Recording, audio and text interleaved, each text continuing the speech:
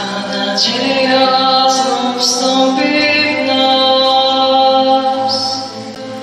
Nieobecnych pojawią się cienie. Uwierzymy kolejny raz w jeszcze jedno Boże Narodzenie i choć przygasł świąteczny chłop, bo zabrakło znów czyjegoś głosu, przyjdź tu do nas i z nami trwaj.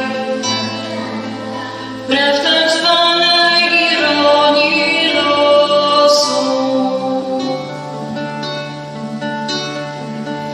daj nam wiarę, że to ma sens, że nie trzeba żałować przyjaciół,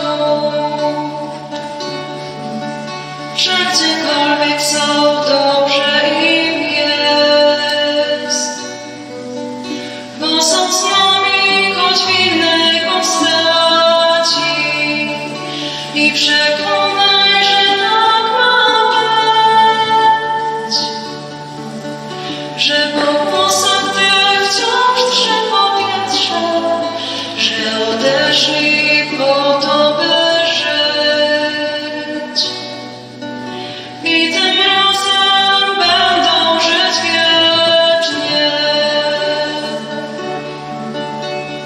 Przyjdź na świat, by wyrównać rachunki strat, żeby zająć wśród nas puste miejsca przy stole.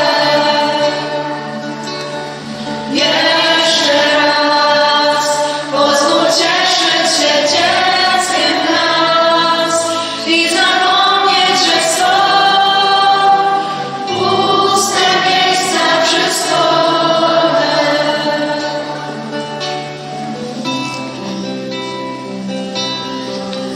A nadzieja znów wstąpi